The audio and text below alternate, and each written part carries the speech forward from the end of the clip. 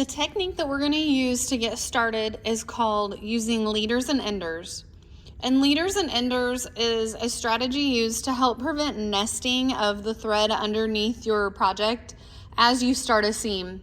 Sometimes if you don't really pull your needle thread and your bobbin thread out of the way, sometimes it'll kind of get underneath your fabric and create a little nest. Other times as you start a seam, the fabric itself will kind of get chewed up and get pulled down underneath the needle and underneath into the throat plate area. And so what we can do is we can start out with a little scrap of fabric. These are just some 2-inch squares, so you'll need 2 of those.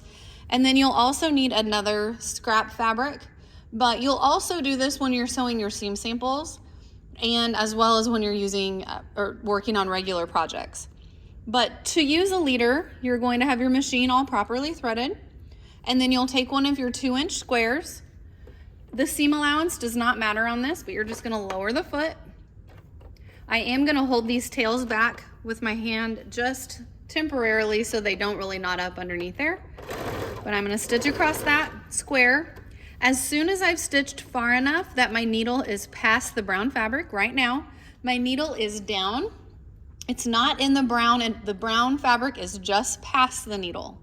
So then I'm ready to sew whatever it is that I'm getting ready to sew. I could be sewing a seam. A seam is when you have 2 fabrics laying right sides together usually.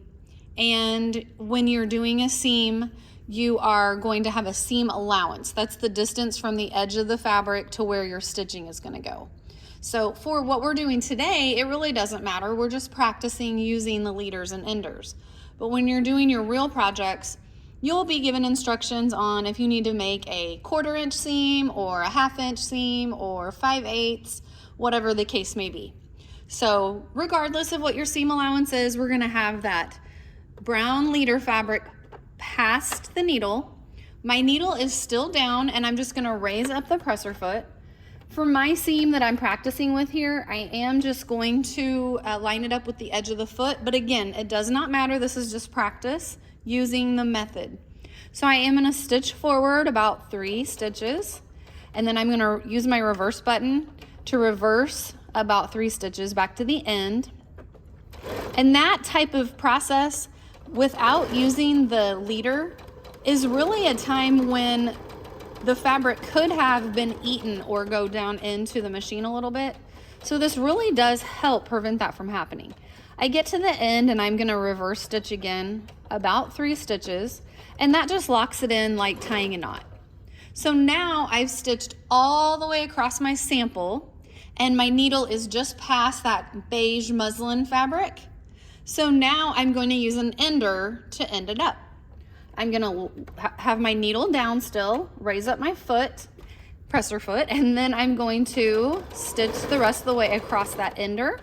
I can either go all the way past it, or I can go ahead and leave the needle down while it's still in the brown, kind of to hold it in place. That's what I'm going to do this time. So then what I do is I come back here and I'm going to trim between the ender fabric and my project. And then I'm going to go here and trim the fabric between the leader and my project. So now I just have a seam, and then I have my ender in place already for my next seam. So if I was doing my next seam sample or my next project, I've already got my leader ready to go. It was the ender from earlier.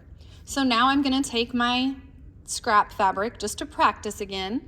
I'm going to go a couple more stitches past the brown, needle down, raise up the foot. I'm going to slide my fabric underneath here, and I'm just going to, this time I'm not going to back stitch because I'm just going to go quick. I'm going to stitch across there, and then I'm going to have my ender fabric ready to go. I can go really quick with it, just slide it under there, and then I'm done, and I'm ready to go back again and trim this off, and then cut apart my fabric from my leader.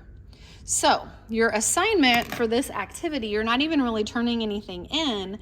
It's just that you're going to practice over and over again using the leader and the ender and a scrap fabric in between just to get the process down. And once you feel good with the process, then you'll be using that same process over and over again for all of your seam samples.